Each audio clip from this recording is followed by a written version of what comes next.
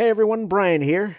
Just a small note for you on this episode. We initially recorded the Pokemon 20th anniversary as a single episode, but after it was all said and done and it ended up being nearly 3.5 hours long, I decided to break it up into two parts so as to A, not put you to sleep, and B, to spare my poor internet connection, which might have actually attempted to kill me if I attempted to upload something that long. So today you'll get the first half, and in a couple of weeks you'll get the second half. So with that, I hope you enjoy. Ron takes over hosting duties for this episode, and I get to mostly sit back and just hear the panel go at it. It was certainly something different for its time. A role-playing game where you don't play as the hero or a plucky band of adventurers, but as a young boy in a relatively modern-day world who goes on a journey of exploration and adventure through the local Kanto region. And rather than being the one who does all the attacking and special moves, instead you command up to 6 creatures and battle against other trainers on your journey to become the Pocket Monster Master. It took a couple of years for the game to come over from Japan, but eventually Pocket Monsters landed onto American shores. Renamed Pokemon, it quickly exploded in popularity, partially thanks to the anime of the same name airing during the same point in time, and the series was born. We started with a mere 151 and are now at 721, along with a bunch of more entries and re-releases. And in a flash, it's now the 20th anniversary of Pokemon Red and Blue, so come along with us as we begin our review and discussion of Pokemon Next on downloadable content.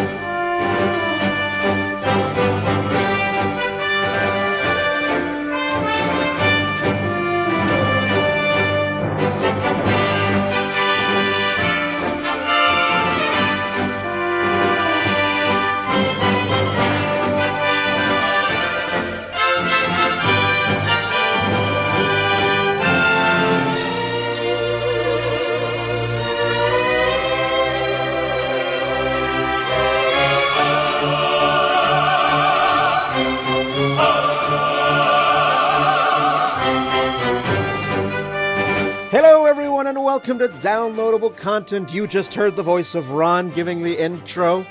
I'm Brian, and with me we have Nick. Ooh. We have Gabe. Hey. We have Brittany. Hello. Welcome back, one and all. And yes, we are going to talk Pokemon. It is the 20th anniversary of that crazy, crazy franchise. Yes, hard to believe that I was only 11 when that first game came out, Pokemon Red and Blue, and here we are. So, Ron is going to be taking the reins for this episode. This episode is his baby. But before I yield the floor back to him, just want to let you all know that every single episode of downloadable content can be found on our shiny new website, www.dlcpodcast.com. Every single episode is there. Every single episode has an iTunes link, a YouTube link, and a direct download link. If you don't want to bother with the previous two, you can check out upcoming episodes, future recordings, send us feedback, let us know if you want in on an episode, or give us ideas for episodes. So it's all there. Again, dlcpodcast.com. Check it out. And hope you enjoy. So yeah, with that said, I am going to step out of the host's chair for this one. And so, Ron, back to you. Have fun. Yeah, I'll try to. Ooh, cheers, nice and warm. I like it. Yeah. So Pokemon Red and Blue came out in Japan February 27th, 1996. Now, this is where we start getting, you know how Japan likes to rename things when they come over to America and things like that? Yeah, we start having it occur with Pokemon right early on. Originally, when Pokemon was released, it was released as Pokemon Red and Green, with the blue version eventually being released a year later. It was a special edition version. Now, this takes place, like I mentioned in the intro, in the Kanto region. This is meant to be based on Japan's real version of Kanto, which is, I believe, the middle portion? Yeah, it's the Middle East portion around basically like Tokyo, like the Tokyo area, basically, within like the 100, 200 miles or so of that area. And you would go exploring, visiting all the cities and towns there. The general overall plot being that you're a young boy who is going on an adventure. Eventually decides to collect all the gym badges from the region, defeat the Elite Four, and become the Pokemon League champion. So dare I say, you want to be the very best? Yeah, that no one ever was. Haha. Yes. And I don't know if I'm looking right now on the Wikipedia article. I don't see any numbers about how it's sold in Japan. But when it eventually came over to America, now it's 20th anniversary, but it didn't come over to America until September 28th of 1998. The day before my birthday. Yeah. It's also probably like the very beginning of school too for kids. So right when school is going to be boring, all of a sudden, blast radius. Yeah. So they have numbers here that says, here we go. Never mind. I got numbers. So by 1997, Red, Green, and Blue combined sold 10.4 million copies in Japan. So, before it even came over to the US, it had 10 million sales. So everybody bought 5 copies. Yeah, basically. By the end of its run in the US, it had sold combined 9.85 million and an additional 3.5 million in the UK. So, within 3 years, roughly, you've had them sell 22 million? Yeah, right? it's become, I think it's Nintendo's second most popular franchise of all time behind Mario. Yeah.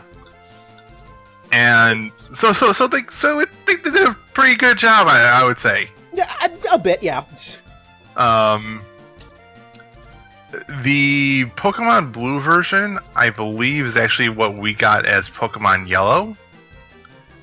Well, my understanding is when they made Pokemon Blue, there were a lot of fixes, graphical updates, and changes, and those were carried into the Pokemon Red and Blue that we got in America. And then Yellow was a further expansion where they added sprites and characters who were specifically tied into the anime as well. Okay, I'm looking right now at the article about Red and Blue. It says Pokemon Blue in Japan was released originally as a mail order only special edition to subscribers of Koro Koro Comic on October 15th, 1996. And it was later released to general retail October 10th, 1999. Game featured updated in-game artwork and new dialogue. The coding, script, and artwork for Blue was used in international releases of Red and Green, which were renamed to Red and Blue. Yeah. So yeah, because you've never seen, I mean, like, on an American cartridge, you've never seen, like, the really original sprites that they released for the original Red and Green in Japan. Some of those, I mean, you've probably seen them online, but on an actual game that you would have bought here, a lot of the designs are like, whoa, that is not the Charizard I know. Yeah. You know, kind of thing. They are pretty different. Oh my god, he's naked. Yeah. So...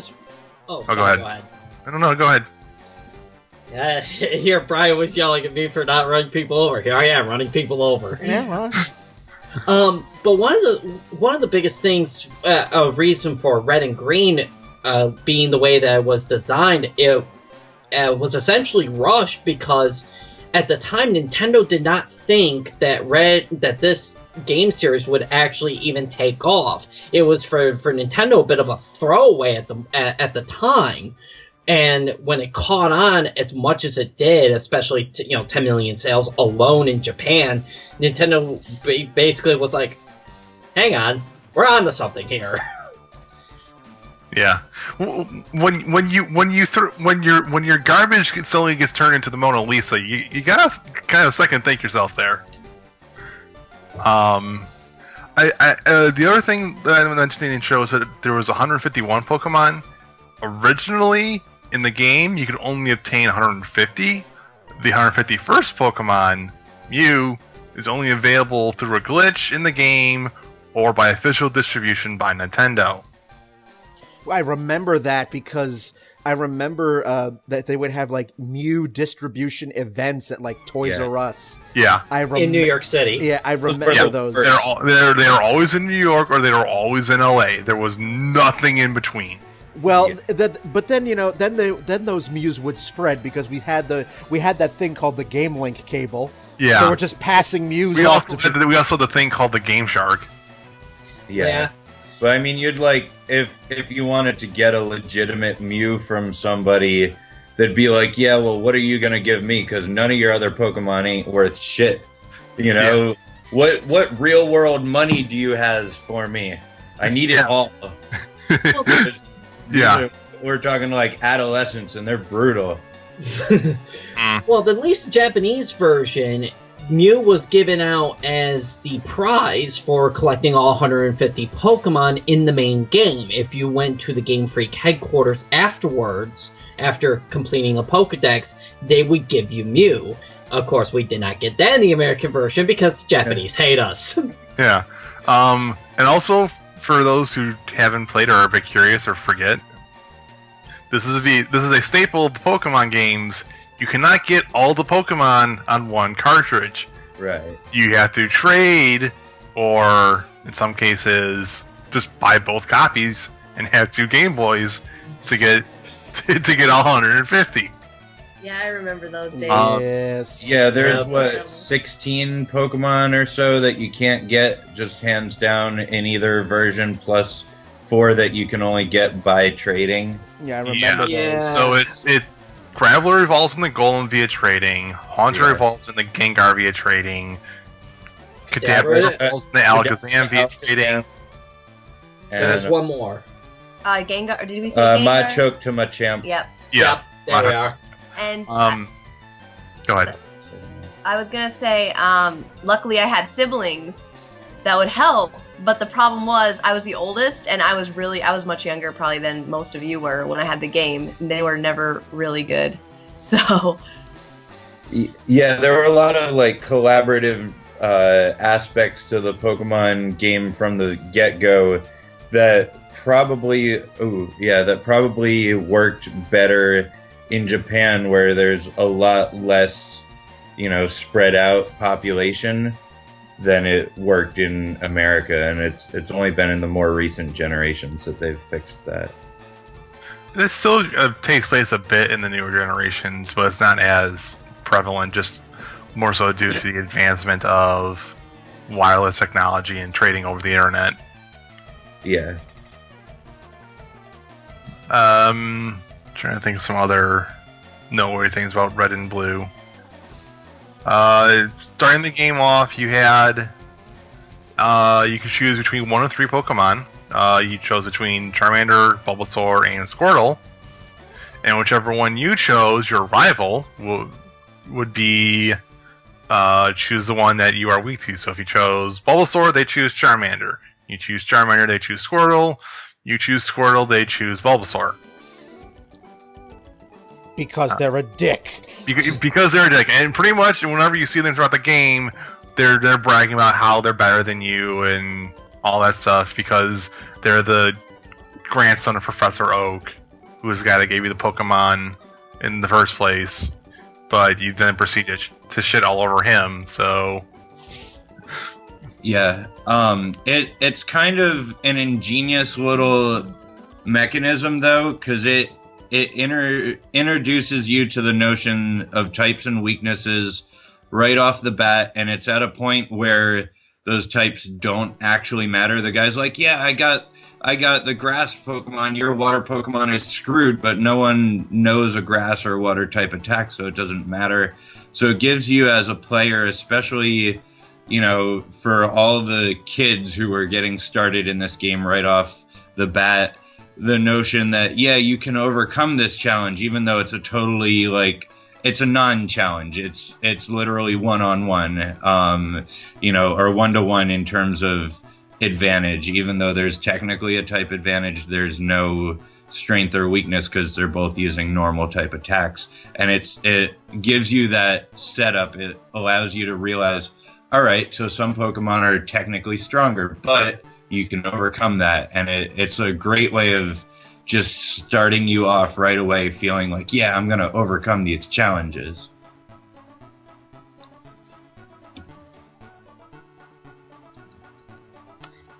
Yeah, especially being an RPG style game.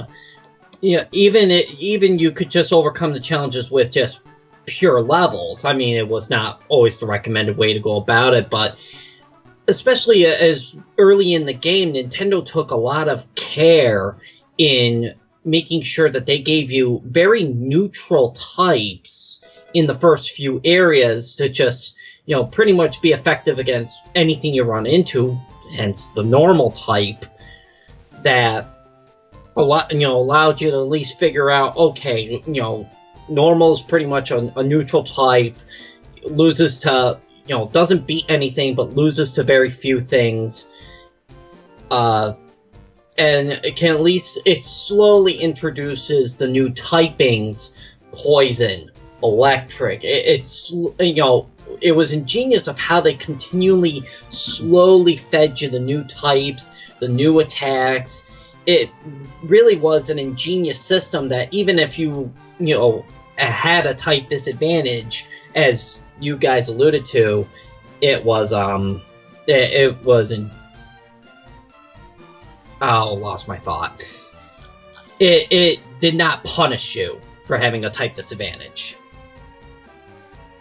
Also, it forced you to think, because if I remember correctly, you were only allowed 4 moves per Pokemon, but as you gained levels and as you evolved, they would learn more than 4 moves, so you would have to forget a move to make room for the new one if you so desired.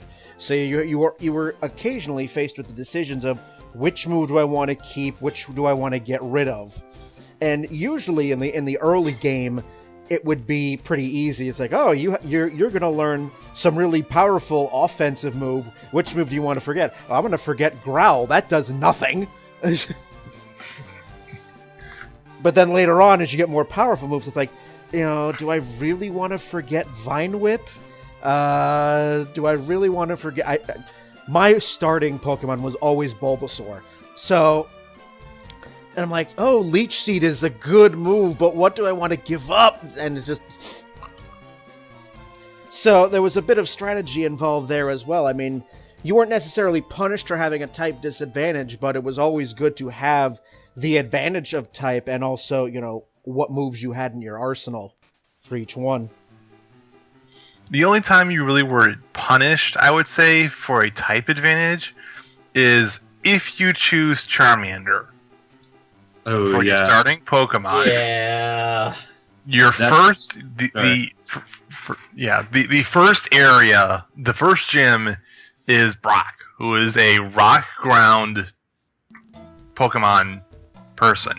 And he only uses 2 Pokemon, Geodude and Onix, but they know Rock Throw. And Rock Throw will basically one-shot Charmander.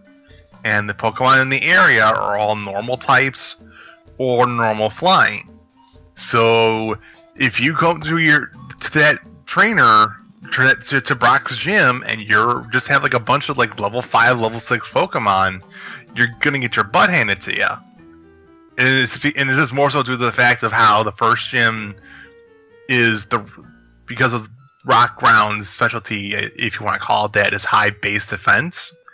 And you just know a bunch of normal attacks. Well, they're going to resist the normal attacks to begin with. because it's like, well, what is a claw scratch going to do against a guy who's literally made of rock? Yeah, and that kind of set the tone for the rest of the game. It's like, well, shit. Yeah, and then if you beat his gym somehow and go to the next gym with Charmander, that's Misty, who is water. Yeah, I don't know about you, but I'm pretty sure water puts out fire. And again, you have a case where the only Pokemon that you could take that could beat them at that point in time, unless you went up to the Nugget Bridge and got the Bellsprout or Oddish, is Pikachu, who is only found in one area with a low encounter rate, and you can't get back to that area once you leave off the step. That's right. So I mean, it's not as bad as it is with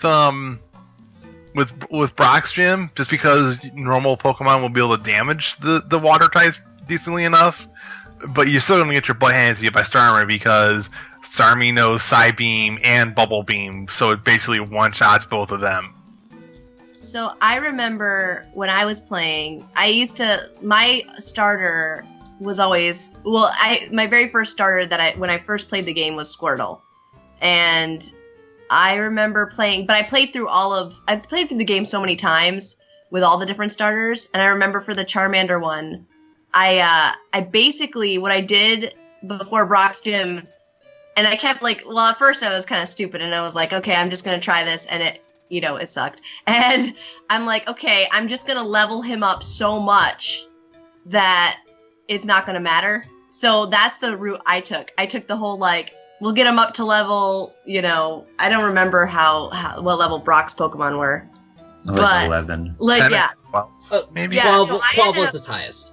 Yeah, so I ended up leveling up my Charmander so high. I think he might have even evolved. So you fought Brock with a Charizard, is what you're saying? No, not a Charizard. No, because and this was before, because I was a kid. I didn't think about EV or IV levels or anything. Oh, they didn't even have those in the first gen. Oh, they didn't? Oh, okay. No. Well, then, yeah, I wasn't playing to get, I was just playing to win. So I was like, okay, I'm just gonna keep leveling this guy up. And I think he was a Charmeleon by the time I got to the gym. Which inevitably, let you go in a second, Nick, which inevitably leads to one of my favorite moments in any Pokemon game, where you one-shot another Pokemon and it says, it wasn't very effective. Yeah, I love that. or the reverse, which is, it's super effective, but it only took out a pixel. Yeah. So, okay, Nick.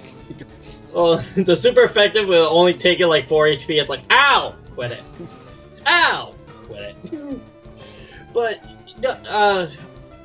just one correction from what was discussed earlier.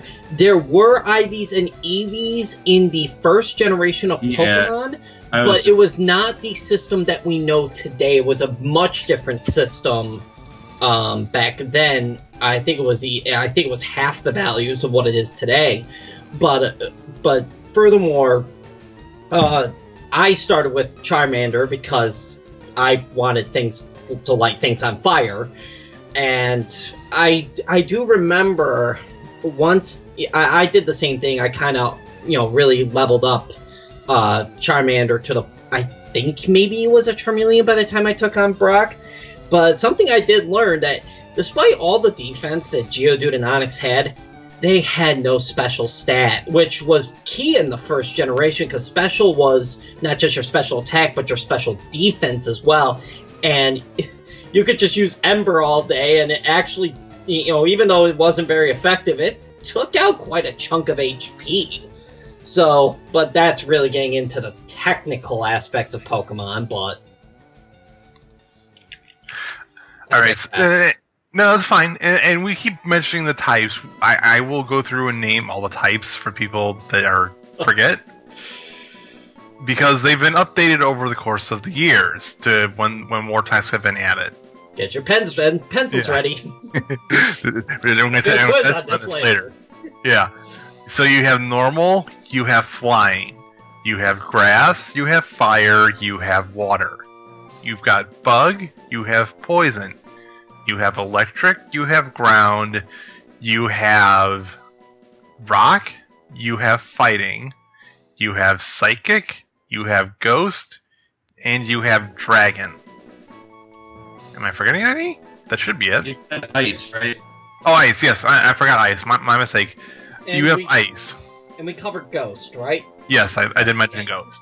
And normal, I don't know if I heard normal. Yeah, that's okay, right. they Yeah. said- okay. Normal was in the beginning, so that's That's why I forgot. 12? 10? 12? And that was just in the early. Yeah. So that's Yes. so 12 types in the early game, and they all have various strengths and weaknesses against each other, except for psychic, because at that point in time, due to the technical limitations that were mentioned earlier, the psychic stat being both your attack and your defense meant that any special attack you did was basically on steroids. Yeah. But yeah, there were actually 15 in the first generation, and then they added 2 types after that. And then extra type most recently. Yes. But yeah, so second generation introduced dark and steel to balance out poison and psychic, especially. And then fairy came in 6th generation to deal with dark fighting and things like that, and dragon. Dragon, most importantly. Yeah, dragon, which became the new psychic. Yeah. So for those who may not remember, Sabrina's gym in what was the city? That'd be Saffron. Saffron City. Yeah. So you go through Sabrina's gym with like relatively level equal Pokemon, and you fight Sabrina, and she has like an Abra, 2 Kadabras, and an Alakazam. Yeah. No, I believe it was just one of each, an Abra, Kadabra, and Alakazam. Yeah. I Okay. could double check that for you though, if you wish. No, that's okay. But like, but because of the special stat we mentioned earlier, and the fact that she has Psywave is her technical machine move. Yes. Yeah. So Abracadabra, Alakazam all have really high base speed, and because of the special stat being both your special attack and special defense, it meant that Psywave would basically one-shot everything on your team. And if it didn't one-shot them, they'd probably put them in the red. Yeah. Yeah, no, you're thinking of Side Beam. Side Wave, its power was random. Oh, okay, so side beam that she thought. Okay, my mistake. And I was... Oh, sorry. Nope, you first. Okay, and I was gonna say really quickly, when you talk about that whole thing, that reminds me of... I don't know if you guys ever done this dance, but I used to do it all the time with gym leaders in Elite Four, where until I got smarter, but where you get somebody down to the red, and then you have to keep using potions on your other Pokemon, and you have to keep taking advantage of, okay, they hit this one, now I'm gonna use a potion on this one, and now they hit this one, okay, now I'm gonna level up this one, The survival and just shuffle. and then hoping in some ways that you get like a critical hit somewhere or something. Or that they miss. Or they miss you. Yeah, you get a miss, or like they're paralyzed or whatever, and you're like, oh yes, this gives me an extra turn to go heal some more Pokemon. Alright, so Brian double checks for us. Sabrina had a Kadabra, a Mr. Mime, a Venomoth, which is a bug flying type, whatever, sure. Bug poison type, I'm sorry. And an Alakazam. I think the only reason she had Venomoth was because it learned Psychic, and that was like the only Psychic Pokemon in the game, other than Mewtwo, which we'll get into later. Imagine if Sabrina had a Mewtwo. Oh my god. Yeah. And your run would immediately end. Yeah. The end. Yeah, that's a Price is Right failhorn moment right there. It's just like, it's like you're done. You're done. Yeah.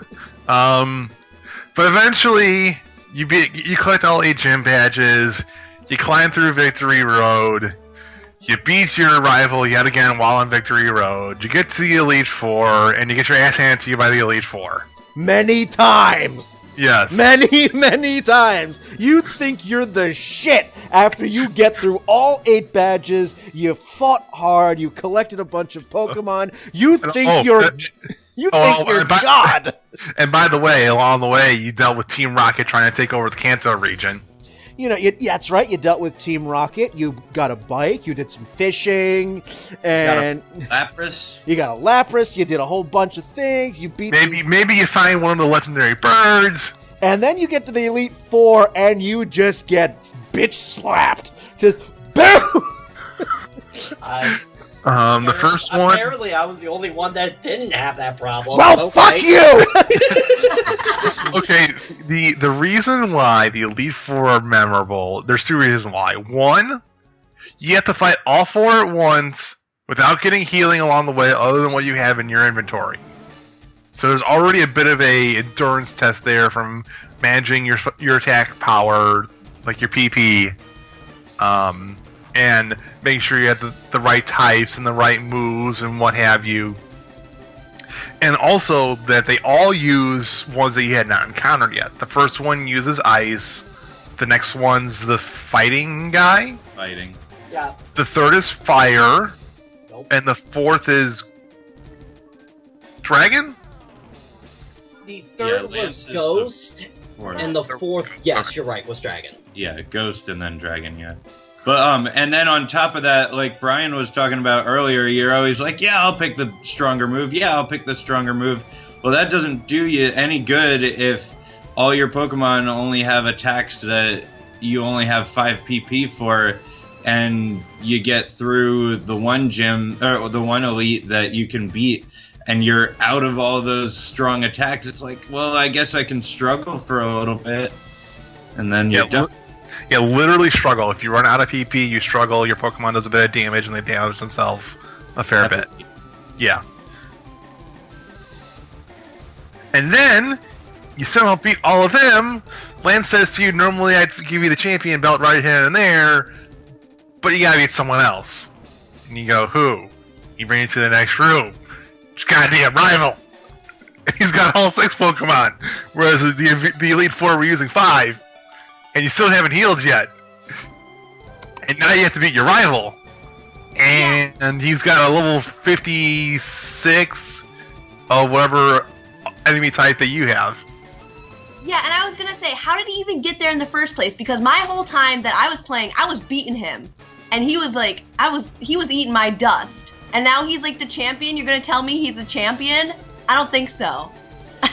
Well, you see, they didn't test for HGH in Kanto, and there was rare candy abuse. Yeah, candy abuse. Yeah. We weren't testing for performance-enhancing Pokemon, and so that's why. And you're like, but wait a minute, I just beat this fucker on the way to the Elite Four. How did he get ahead of me? How did he cut in line? He's got to be juicing. Or he managed to, pay them all off with like 1 billion yen each or something like that. Or he just has a doppelganger who's been screwing with you the whole time. Meanwhile, he's just chilling there. Yeah, and your rival that you've been beating up this whole time is actually a Ditto. And I'm thinking is that he drops them all off at the daycare center, and because they earn one experience point per step you take, he just runs over, gets on a plane, and just takes off. And all the points just go up. Flyer miles. Yep. Or maybe he was just fucking with you because he wanted to see how it would be like, maybe he was like, I'm really good, I'm just gonna hustle this kid, pretend I lose a lot, and then he's gonna have to beat me as a champion. So wait a minute, Nick, there might be something to that. Frequent flyer Pokemon? That would work. I mean, look at it, the Wonder Trade Center. You want to know how many more? You could just send it across the wireless internet world. Have it travel, 2,000 miles, 3,000 miles to LA. It gets 1 experience point per per mile traveled. all of a sudden it gains 2 levels and when it arrives on your lap, it's like, oh, great, it's a level 10 Bidoof that I don't care about. All right. Yeah, how about that? Great. All right. So, does anyone remember what their original team was when they beat Pokemon Red or Blue? Oh my gosh. Yes. All right. So you go first, Nick, if you remember your original team. Okay. So I said that my I started with a Charmander. Well, unfortunately, that file ended up borking, and I had to start over from scratch. When I started over from scratch, I learned my lesson and went with Squirtle. So I had a Blastoise, a Flareon, and Kadabra, not an Alakazam because I had no one to train with. I had a Machoke because I had no one to train with for a Machamp. Graveler for the exact same reason.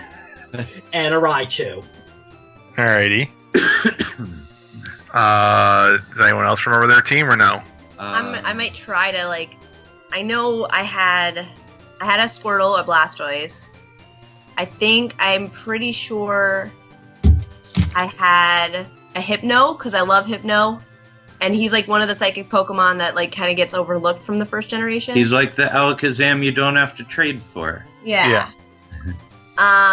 But because I try to keep him, I try to keep it obviously balanced and have as many types as possible, but I knew Psychic was my favorite type, or one of my favorite types. So because for some reason it just wipes everyone out. Yeah, for some reason it just worked out for me. I don't know. Maybe I'm good. I'm good at this game. I'm good with numbers. The special stats 300. It's gotta be good, right?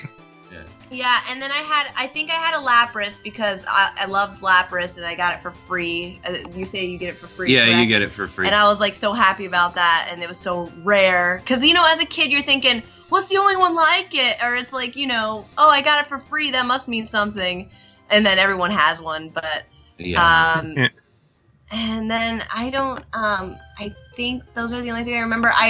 One of my favorite Pokemons has always been Jigglypuff, but I think I was even smart enough then to know that would have been a really hard thing to do, bring that on my team, so I don't think I ended up having one.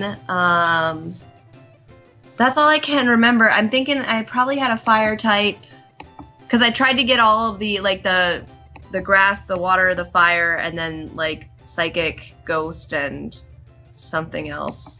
Yeah. I think I'm remembering my team now, and this is no guarantee that it's right. Obviously, you can't go and cross-check it anyway, suckers. But this is... I know for a fact that I had a Dragonite, because Dratini was one of my very favorites. Oh, God. Yeah, Dratini was always my favorite when I was a kid. So, Dragonite was definitely on my team. It might have been Snorlax or Articuno, but I'm not as sure of them. But, let's see. I'm almost positive that I kept my Butterfree all the way through. And I'm not sure whether it was first gen or second gen that I had a Fearow. It might have been the second gen. Fearow second. The Fearow's first gen. It evolves from... Fearow is first gen, but I'm saying it might have been second gen when I actually took my Fearow to the Elite Four, because at some point in second gen, someone gives you a Fearow named Kenya, and they're like, just deliver it to my friend, why don't you? And I'm like, no, that's my Pokemon now. It gains more experience and it kicks ass. And so I was an asshole, is what I'm trying to say. Yeah. But yeah, so I'm... let's see. I think I had Vileplume because I was a big fan of Gloom, and I would have evolved it. Let's see. I know I had Muck. Muck kicked ass back in the day. A big part of which was because he could minimize, and then I'd just dodge everything and laugh at their pitiful attempts to kill me. And then stall and heal my other Pokemon while they missed. It was a lot of stalling back then. I might have had a Chansey. and like I said, I might have had a Snorlax. I'm not sure. But yeah, so I don't remember all of them, but I definitely remember some. I was gonna chime in real quick. I had an Onyx. I know I did. I had an Onyx, but I don't remember anything else. But Yeah. that's I definitely remember 3 of them. I had my Bulbasaur, so I had Venusaur by the time I got to the end. I definitely had a Pidgeot, and I had a Raichu, and I know I had a fire one in there. I'm pretty sure I had Doug Trio. Trio. Basically. But I couldn't honestly remember. I'm just trying to think. Don't know if I had a rock one in there, because I did have somebody to trade with, unlike Nick. And Well, fuck you for having friends. well, hey, I need to get some credits in. I mean, if you went through the Elite Four and just mowed them all down in one shot, Especially with a Graveler and a non-fully evolved. so. Yeah. But I know I had Doug Trio because that dig move was fucking powerful. Yeah. Just like, holy shit! An earthquake was even more powerful. Yeah. Alrighty. Is that you remember, Brian? That's all I remember. All right. For me, I remember it particularly decently. In fact, I think if I had the batteries for it, I could load up my Pokemon Blue right now, and it would be able to look. I had Charmander, so I had Charizard. I had a Kadabra, because Psychic was really powerful for some reason. I had a Dragonair. I didn't have Dragonite yet, even though I knew that I was like eventually being like, I wonder if this guy's a lot of work. Maybe I can turn him into something good at the end of it. I had Articuno because he was the only legendary bird I had that I found and captured. That's number 4, right? I had Raichu, and then I had Hitmonchan. Oh yeah, Hitmonchan was a good Pokemon. He's actually kind of shit. Okay, like not until 4th generation, but I liked Hitmonchan back then. I don't care what anyone says. The reason why, like Hitmonchan was okay, but the reason why he wasn't as good was because his attack was not as high as Hitmonlee's, and while he had more like typing with Fire Punch, Ice Punch, and Fire and Elect Punch, or was it Thunder Punch? Thunder Punch. Yeah. He could match up against like weaknesses decently well, but he just didn't do the raw damage to even with the super effectiveness of the attacks. Right, to take because anyone out. Because the type of the move determined what stat it was based off of. Hitmonchan did not have a good special stat back in the day. Yeah. So Fire Punch was special, Thunder Punch was special. So the only things that were really good were what limited fighting type moves he got that were actually the powerful moves. It wasn't until much later that it was like Fire Punch is useful. Yeah. Whereas Hitmonlee just went high jump kicking like half and one shot like half like anything that was a base normal type or a rock or ice. Or ice, yeah. Alright, now, so you finally beat your rival. You get to be the Pokemon champion, save your game, get your Pokemon healed, and then you are kind of like left going, where do I go now? There is no mention of it. The only way you would know about it is if you encountered the cave in Cerulean City, right? That's where Missy's at? Yep. There's a cave that you could see in Cerulean City that you could sail to by going north on Nugget Bridge and then sailing on it with a water-type Pokemon that knew Swim. And it was originally blocked off by a guy that said only the Pokemon champion can come here. And, well, now you're Pokemon champion, so you're going to go and explore the cave. Well, first off, it's dark as hell, so you need a Pokemon with Flash. And then you need to move the bolt around, so you need a Pokemon with strength. So you need swim, strength, and flash just to even get to the cave. And all the Pokemon in there are unusually strong. Like level 55, I think, was the average. Yeah, I think you're right. And it's like Graveler. Yeah, it's up there. It's up there. It's higher than Victory Road's Pokemon, that's for sure. And those are like level 40s. So you're getting through this area, and it's a pretty large dungeon. At the end of it, there's this there's an actual model for a Pokemon, and you're like, well, this is a little unusual. Usually, the only time you see a Pokemon in the actual game is if it's an important one. So you go up to it and smack it, and you fight it, and it's a Mewtwo. That's level 70. I don't know about you guys, but I'm pretty sure you saw that and went, do I still have that Master Ball? No, I used it for the occasion. Or did I think there was a glitch, I think, in Pokemon Red and Blue where you could make it so that you could give yourself 99 of any item? Yes. There was an item glitch where you could duplicate items and give yourself a 99 of any item. So yeah, I definitely did that with the Master Ball. I know that. I'm just like, fuck it, cheat to win. Let's go. Yeah, I'm the Pokemon champion. Fuckface. Here we. Yeah. So bow down before me. So for me, I think I'm going to use the Master Ball here, and I got him. And I'm like, all right, let's see how good this Pokemon is. Because I've never seen one before, and the game's like, you caught a Mewtwo. This is an artificial Pokemon. But what do you mean artificial Pokemon? And you look at his stats, and it's like 100 physical, 200 defense, 250 speed, 500 special. You're like, oh, so I just got, the god Pokemon. And you go back to the Elite Four, and he's literally one-shotting everything with Psybeam. Yeah, at that point, you're like, well, I just picked up a Pokemon that was definitely made by Umbrella.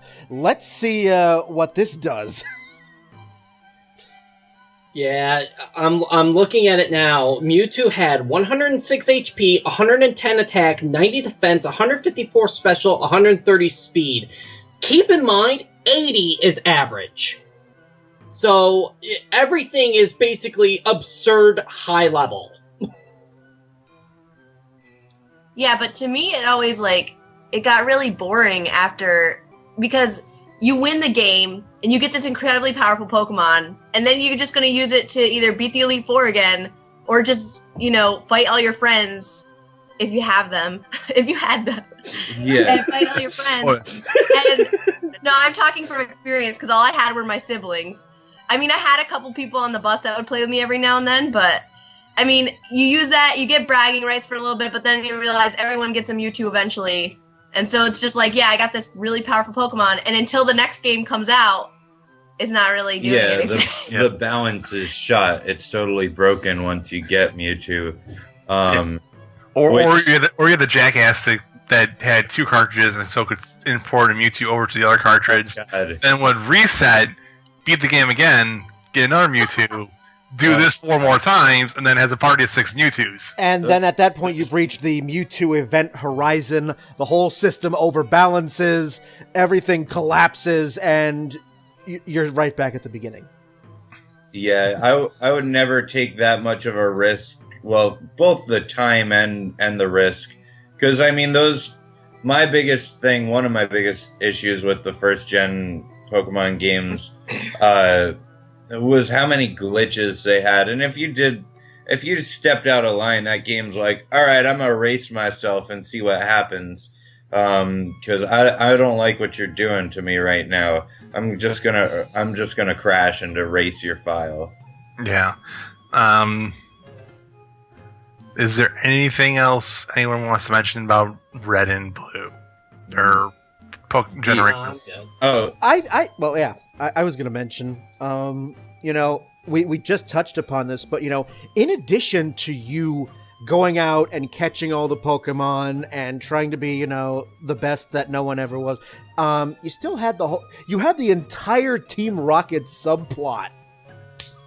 Yeah. Where you're going along, then there's these bad guys called Team Rocket that are literally attacking trainers and trying to steal their Pokemon. And they're just trying to get your Pokemon for some unknown reason. Profit. Yeah, profit, I think, was the actual reason. That was Yeah, they were taking Pokemon and selling them at the game market for a profit. And they were also, I think they were harvesting, some of them, like the electric ones, they were using for energy so they could make money as like an electric company sort of thing too. But yeah, Team Rocket, not necessarily the most fleshed out of all the evil teams, but because of the anime and everything else, definitely the most memorable of the different teams. Like the later ones, 4th and 5th generation, I think sort of just blend together. Yeah. I will mention briefly Pokemon Yellow, which was a North America release. This was designed to resemble the Pokemon anime series. So instead of getting Charmander, Bulbasaur, or Squirtle, you got Pikachu. And Gary got Eevee. And you would literally fight Team Rocket from the anime in the game. Which was hilarious. Yes, because they're bumbling idiots in both the anime and the game. You did get all 3 starters eventually. I believe you got Squirtle first, Charmander second, and Bulbasaur third? That sounds right. Charmander first, Bulbasaur second, Squirtle third. Okay. Because, you got the first one right before Gym 1. Nope. No, it's after Gym 1? Right before Gym 2. Okay. Right before Misty, you get Charmander. Once you beat Misty and your Pikachu is happy enough, you can get Bulbasaur, and then after you beat Lieutenant Surge, you can get Squirtle. Okay. So you could, in theory, I don't know about you guys, but when I went through on Yellow, I had Pikachu, Charizard, Blastoise, Venusaur, Lapras, Dragonite. So you were essentially Red from Mount Silver in Pokemon Gold and Silver. Except for the Dragonite part, yes. Yeah. Which, how unfair would that be if he had a Dragonite to cap that all off? Oh my god. Oh, that would suck. Yeah, it would. I still found it... And I didn't know that at the time, though, because I was just being like, well, I'm just going to have all the starting Pokemon plus Pikachu, because did that Pikachu have better stats than the base Pikachus? No, I don't think so. Just a run-of-the-mill Pikachu. Alright. Who just it was the only one in the game, and you couldn't evolve it, so you could never get a Raichu. So the only way you could get it was to trade from Red and Blue. Yeah, I still found it funny, though, that, there was Nintendo definitely trying to make the Team Rocket group, sort of like this Poke Mafia, as it were, because if I remember correctly, the final boss, as you will, for Team Rocket was always Giovanni. Yes, Giovanni, who was the leader of Team Rocket and is also the Viridian City gym leader. And I'm just like, so wait a minute, Nintendo, are you trying to put Marlon Brando in the game? It's And that was the entire inspiration for Team Rocket. When they first created it. It was based directly from the Italian Mafia. And they've done that for pretty much every single team with the exception of Aqua and Magma, I think is based off of something in real life. Hey, I've got an Ivysaur here that you can't refuse. Something like that. That was really good, actually. You find the head of a Flareon on your bed. It's just a whole... No, it would have to be a Rapidash, right? Okay, yes. There we go. Oh, no. Wait, this got really dark. Yeah. Well, okay, to be fair, Did you guys ever read the Pokedexes for some of the Pokemon entries? Oh yeah, some of them are really freaking dark. Yeah. Haunter eats your dreams. Hypno literally mind screws you. Okay. No, Hypno kidnaps children. Okay, Hypno kidnaps children. I'm sorry. Kadabra woke up one day, was a kid, and now is a Kadabra, like in the middle of an evolution between Abra and Alakazam. Yeah, a young boy with gifted psychic powers woke up one day to find out he had been transformed into Kadabra. That's the paraphrasing of Kadabra's Pokedex entry, and it's insane. Yeah, he woke Jinx does something really weird too, I think, doesn't she? He woke up to become, and he found he was a giant cockroach. That's terrifying. Well, that's Jinx. You're not even like becoming an Abra or the end. It's like the middle of the evolutionary train. It's like then suddenly someone trades you, and then you change. So sad. It's a sad life for that kid. I'm sorry, Jinx is actually relatively passive. Yeah, Jinx's other than the fact that it's Jinx. Jinx's one I'm quoting here, it seductively wiggles its hips as it walks. It can cause people to dance in unison with it. So it's basically sigh. That came out of Dragon Quest. That had to have come out of Dragon Quest, where you have the enemies that just make you dance. Yeah. Started dancing uncontrollably. And I'm going to bring this up briefly just to try and keep all the generations and stuff together. They did do a re-release of Pokemon Red and Blue for Game Boy Advance. It's called Pokemon Fire Red and Leaf Green. And those were so much better. Well, they were better for two reasons. One, better graphics, and two, they had the balancing it fixed, relatively speaking. Yeah, and then they also had that many more Pokemon, and on top of that, they gave you more to do after you beat the game. Yeah. So it's not like, oh, I beat the game, I guess I'm done with this cartridge. You beat the game, and then you have the 7 islands to explore. You have another handful of quests and side adventures to go on, and it's a much more complete experience versus the original ones, which were great because it's exploring a brand new concept.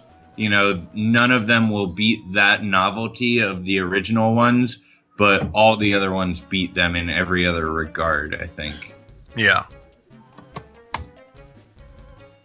Fire Red and Leaf Green released in Japan January 29th, 2004, and then the North American and Europe releases were September 9th and October 1st that same year.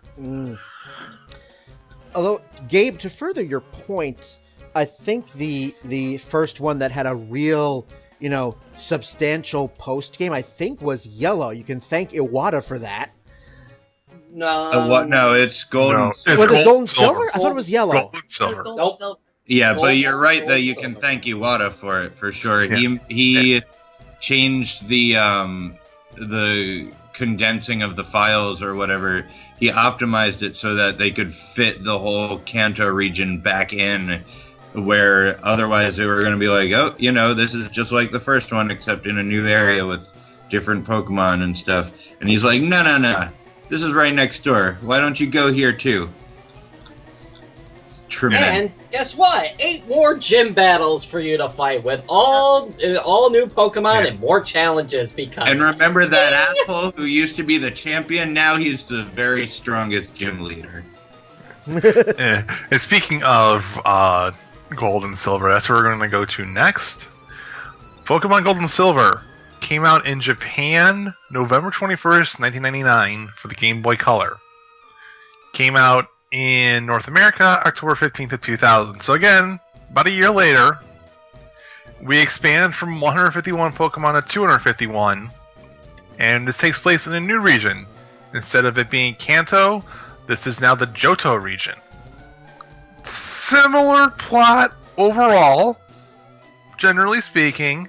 You're a young kid. You go adventuring around the Johto region, collecting all badges, catching as many Pokemon as you can, beating the gym leaders, beating the Elite Four, and then beat the champion. Hey, you're champion, yay. Now you can go to Kanto, and then you beat all of those gym badges, or beat those gym leaders. Then you beat the Elite Four again, because they get new Pokemon and they get leveled up. And then you get said, hey, why don't you go explore Mount Silver? And you're like, okay, fine, because it's like where the strongest trainers go to train with their Pokemon. And so you go and explore Silver. You're fighting a lot of really powerful Pokemon just from like random encounters. And you get to the end, and there's a guy in a baseball cap. Doesn't say a goddamn thing. You enter a battle with him, and it's literally the trainer from Pokemon Red and Blue. And the first thing he throws at you is a level 68 Pidgeot. Is it Pidgeot or Pikachu? I think he beat with the level 83 Pikachu. I thought he threw Pidgeot then Pikachu. I don't know. Let me find out for you here real quick. Because I actually have the thing right here. Trainer Red. Level 81 Pikachu. Yeah, so you're like level 60-ish Pokemon, and you suddenly get encountered by a level 83 Pikachu. And then you realize, oh shit. Because fuck you, that's why. It's you thought fighting Mewtwo was bad, you're gonna get your ass handed to you by a goddamn Pikachu. Were weather effects a thing in the second generation? Oh. And I only ask this because I actually dropped out of Pokemon at this time when Gold and Silver came out. I actually completely tuned out of Pokemon. I didn't have a Game Boy anymore, so I kind of just completely dropped out. I picked it back, went back into Pokemon with Heart Gold and Soul Silver, funnily enough. Mm-hmm. And I know at the top of Mount Silver it was hailing. I know the teams were slightly different from the two generations, but that fight sucked. Oh, yeah. Yeah, no, there was no weather effect. Weather started in Generation 3. But Okay, the day-night cycle. Yeah, like with the I think they even had a Pokemon. They had a gimmicky Pokemon out in third generation a bit about that, which was Castform, I think. Yeah, and Yes. you know, and so that, like, I remember it raining. I don't think they really played around with it too much, but the third generation, I believe, is when it started. Yeah, because so they make a big deal and have the Weather Institute and everything. But second gen added the day-night cycle, which was a much bigger revolution in that sense. Second and third generation were probably the most revolutionary in terms of how much they brought to the dynamics and the changes and additions to the Pokemon series.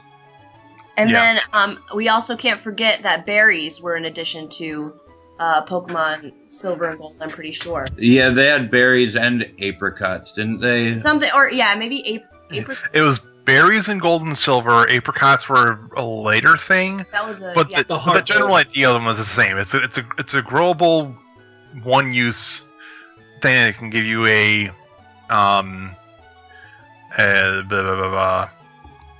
you can give it to a Pokemon and they can get healed or remove a status effect mid-battle. This is also where they introduced Steel and Dark to combat the very powerful Psychic type Pokemons that were from Type 1 or from Generation 1. And by and large, that pretty much balanced the game for quite a while in terms of typing and like who beats what and what team composition do you want and things like that. Yeah. Also, partially thanks to the fact that they divided special into special attack and special defense. Yeah. I believe they added, just in general, second generation added hold items. Because I don't think you could hold items in the first gen. You could not. Which was tedious. Oh wait, no, you could, because you could equip EXP share on a couple of Pokemon. No, I thought EXP share was just something that if you had it in your inventory, all the Pokemon got it. Maybe, I don't remember. That's exactly right in first generation. Second generation, EXP share became a held item. Okay. Yeah. So you hit the nail on the head. Yeah, so second gen, they added held items. They had berries and apricorns. Sorry, I was saying apricots. Apricorns were specifically to make special Pokeballs from Kurt down in, I want to say, Azalea Town. And yeah. I was gonna say also, I was just gonna ask this. I don't know if you'll bring this up later, and I'm not trying to get too much off on a tangent, but I didn't have gold or silver. I had crystal, and I don't know if that's any different. I know they can get added here because they're all the same generation. Okay. For those wondering what Brittany is asking about, Crystal was a new, like a separate release, eventually added on to this generation of Pokemon. Let's see here. I'm looking at Wikipedia. Pokemon Crystal was yellow was to red. I think and it blue. had one extra section. Like maybe did you guys have the Ruins of Alph? Was that in Gold and Yeah, Silver? no, it's got the same thing, but just a different peripheral story that is sort of expanded upon with Suicune and such. Yeah. Yeah. It's got a couple subplots with the Suicune. The biggest thing, in addition to Crystal, was the Battle Tower. Oh yeah. So it's a bunch of like stage restrictions on teams and what you're fighting against and things like that. This one was also designed to only be able to be played on the Game Boy Color, whereas Gold and Silver could have been played on the original Game Boy. That was like the first release, the first big release at least for the color. Yeah. Wasn't Gold and Silver, I think, the first generation to introduce breeding? Yes, it was. Yes. Yeah. Yeah. If Pokemon Red and Blue is the initial idea, Gold and Silver is where you're going to see almost all the refinements of these ideas into a more polished form. The berries, the more specialized Pokeballs, the day-night clock, the Poke Gear, which holds your map, radio, and phone. The addition of the types, the breeding, held items. Did they have radio stations? Yeah, then? they had radio. Yeah, Pokemon radio. And third generation, which I know we'll talk after the break, but third generation, like I mentioned earlier, is equally revolutionary, but we'll get into that too. Yeah. And this one's reception was equally as good. Game was like I said at the top, it was released November 21st, 1999 in Japan. By April of 2000, so 6 months, they'd sold 6.5 million copies. Damn. Just in Japan. Let's see. Where's the numbers for America? I don't know if they have the numbers. Okay, by 2010, the recorded sales of Gold and Silver were at 23 million units sold. Wow. Jeez. That's worldwide. Yeah, that's a bit of a nice chunk of change there. Yeah. You know, and this was the generation in which I basically stopped playing Pokemon for almost good. Because after I had played Red, Blue, Yellow, and Silver, and at that point, for me personally, I was like, okay, I have now played 4 Pokemon games, and for me personally, they all felt exactly the same. So after this point, I was like, you know, I think I'm good. And one thing that we all know about Pokemon is that, you know, it's the catchphrase, you know, gotta catch 'em all. It caters to completionists, of which I surely am not. So I never bought, like second generation, there were 251 Pokemon at this point. And I'm like, okay, there's 251, but I'm only going to ever use 6 of them at any given time. So after this, I'm just gonna see. I'm gonna put it down and see what other games are out there. But some of the Pokemon in second edition, in the second generation, were pretty cool. I definitely remember having Pokemon like Marill and Togepi in the group for a while. Yeah. Yeah, so there are tremendous character designs. Yeah, Sudowoodo, that was another one I had. I had a Steelix. I remember that. And you know, and me, I'm playing through the game, and I realized that I was kind of becoming a bit hipsterish. You know, as a teenager, you know, I knew that they had expanded to 251 at this point, but I was starting to, in my you know, middle teenage years, be like, yeah, I'm a fan of the original 151, because now Nintendo's just throwing together a string of consonants and vowels and hoping they'll stick. So after this, I was like, you know what, I'm good. And I never picked up a Pokemon game again until X. So you won't hear much from me in the second half. No, that's fine. I mean, I think this is also like for all the good that Silver and Gold did. I feel like this is where many people ended up dropping for a similar reason that to you, Brian. It's just because the plot is pretty much the exact same. You're a guy that goes through the region, beating up a bunch of people, stealing their lunch money, and eventually becomes the Pokemon champion. Great, you've become a bully. Congratulations. Yeah. There was the only real difference between Gold and Silver, other than again some selection on which versions had what type of Pokemon you could catch. I think the only other difference is that Gold you can only catch Ho-Oh, while Silver you can only catch Lugia. And then they eventually fixed this in Heart Gold, Soul Silver, the re-releases on the DS that came out in 2010? Yes. I think you can do it in Crystal also. Yeah, I was gonna say, I don't know in Crystal whether I had an option or not. I'm gonna check it out and see. Yeah, I feel like in Crystal, once you get everything else done, you can get the, the other wing that allows you to get the second, whichever one you don't get first, you get the other one after. Yeah. Nobody remembers Crystal. It's funny. Like, everybody's like, oh, Gold and Silver, and I'm like, I had Crystal. I think the reason why no one remembers Crystal is because it came out 2001? North America, July 2001. 2. 2000, let's find out. Came out, look right now. Came out in Japan, December 14th, 2000. And then it came out in North America, July 29th, 2001. I think the reason why is because Game Boy Advance came out almost immediately, within like a month afterwards, and they're busy hyping that up, I think. All right, I was going to tell you, I looked up some of the gameplay changes. And for Crystal, Ho-Oh cannot be caught until Raikou, Entei, and Suicune are all caught.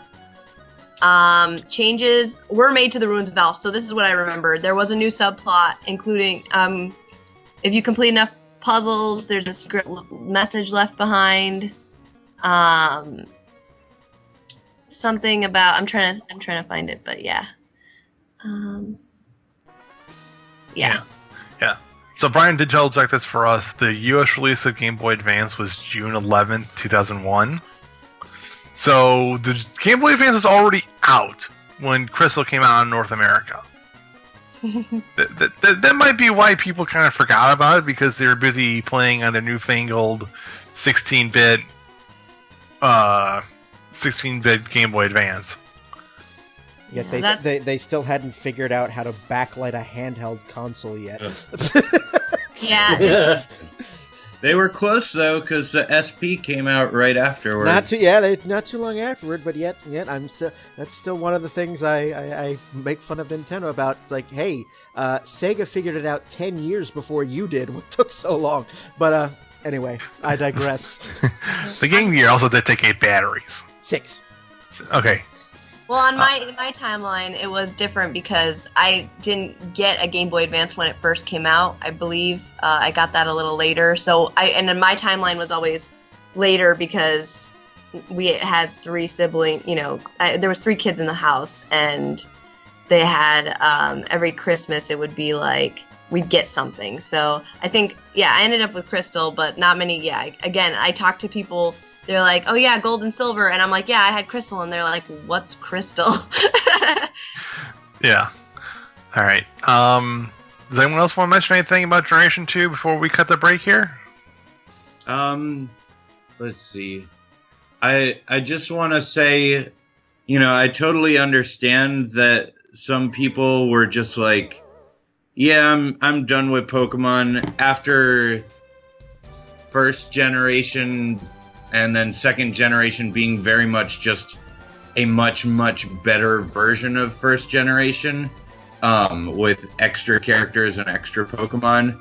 I can understand that burnout, but I always get grief when I hear people be like, oh yeah, like Brian was saying, that hipster effect, like, I liked Pokemon when there were only 151, and I look back and I'm like, oh, but you've missed so many cool Pokemon. Sure, you've got Bidoof, and it is terrible and stupid looking, but you also have so many other tremendous Pokemon. And I hope that in the second half, maybe we can talk a little bit about like, just personal favorite Pokemon and about Pokemon as a community, because I think it's really after 3rd gen also. 4th gen on is when Pokemon as a community really starts to make the most of the internet as well. And that was probably the biggest revolution for Pokemon of all. But in terms of gameplay mechanics, 2nd generation was what kept me interested. 3rd generation, I think, we'll talk about soon, is what solidified my interest. So, alrighty. Well, I think we're going to end this first half here. In the second half, we're going to talk about Generation 3 to present day, and we'll also try to get in at least a little bit of a mention of some of the spin-off games that have come out for Pokemon. Thanks for listening in, and we'll see you on the second half of the Pokemon 20th anniversary episode here on Downloadable Content.